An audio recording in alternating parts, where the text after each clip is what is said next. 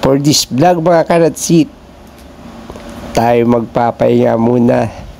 Wala tayong inihaw, hindi tayo magkakalot, wala ring deliver, wala ring linis ng aircon mga kanatsit. Bumangon ako ng umaga mga kanatsit para magdilig ng aking sili. Paglabas ko mga kanatsit, si Marilyn nagkakape na. O diba? Wow!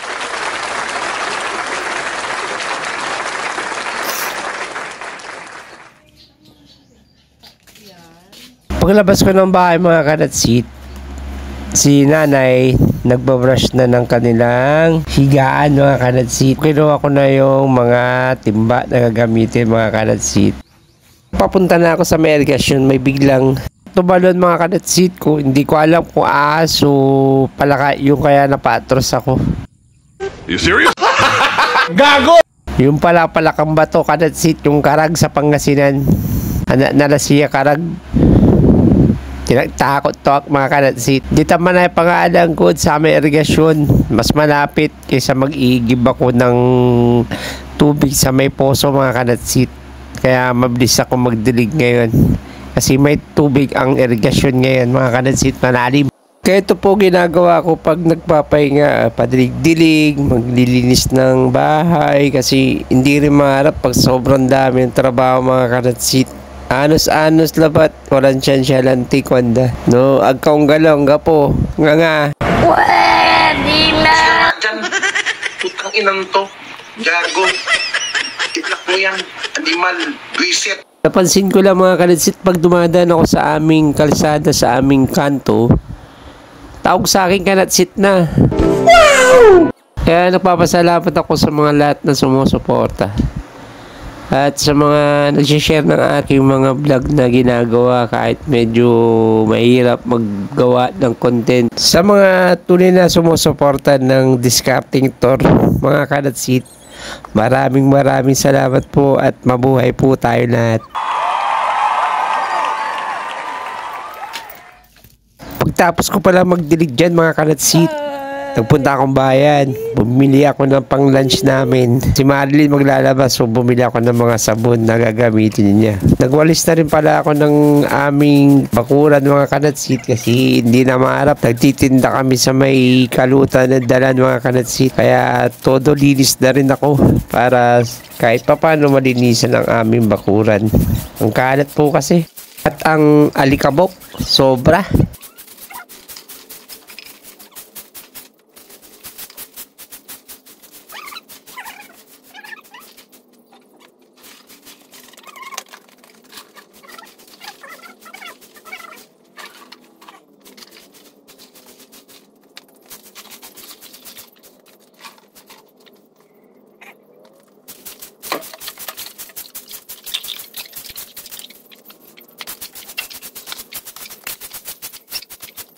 Pagtapos ko magwalis ng aming mga bakura, magwalis ng aking bakuran mga kanat, nagdilig ako ng halaman kasi nangangamatay na, natutuyo na, parang ikaw, walang dilig, kaya natutuyo ka na. Itong anak kong si Jacob, ang kulit, gusto niya rin magdilig.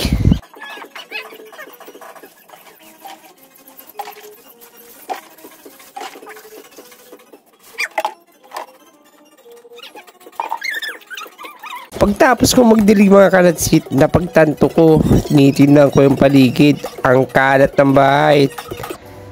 So, kailangan ko maglinis mga kanatsit. Nagtanggal na rin ako ng mga agi mga kanatsit para todo linis na rin. Ito yung tamang pahinga ba mga kanatsit? Pag walang ginagawa, linis ng bahay. Sana all. Pasensya na kayo mga kanatsit, medyo mahaba ang ating ginawang vlog mga kanatsit. Ang dami kong trabaho dyan eh. Nag-map pa kasi ako, naglinis pa ako ng CR, diba? Wow na wow ang aking pahinga. Sa mga hindi pa nakafollow ng aking page mga kanatsit, Discarding Tour, papalo, like and share na lang po.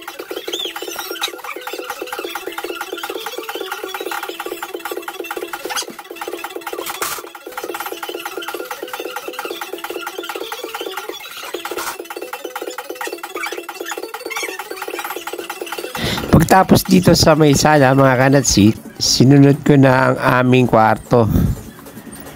Si Kidley, maagyo lang mga kanatsit. Ang alikin, dadakli Spider-Man. Nasublay ko ta mga kanatsit. Sinublay ko malamay gawa ng sa Tria. Yung kwarto to.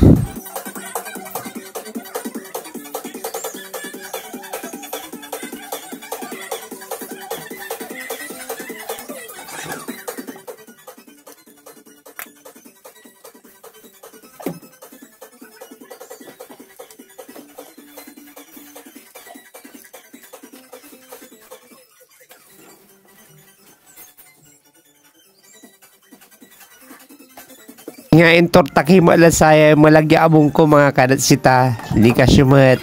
Habang nitatanggal pala ako ng agyo mga kanatsit, pinaliguan na ni Marilyn si Jacob. Pagkatapos ko magtanggal ng mga agyo mga kanatsit, nagwalis naman ako. Para pag pinahiran ko ng map, malinis po yung sahig natin at kumikintab. Abangan nyo mga kanatsit, magmamap na ako nyan.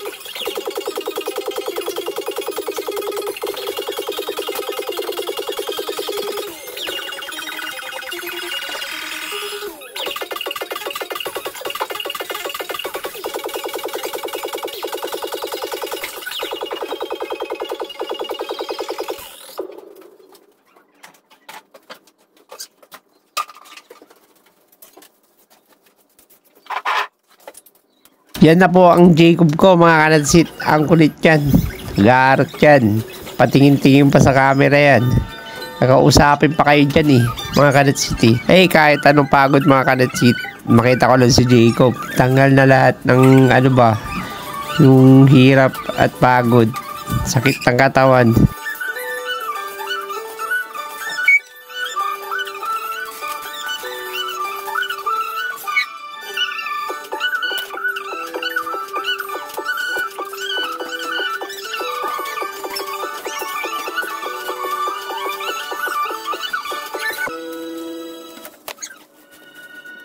Dahil yung anak ko magaling na mag-drawing mga kanatsit, pati pinto namin ginuhitan niya ng Crayola. Halos buong pader mga kanatsit ng aming bahay, eh kulay puti pa naman yan. Hay naku Jacob.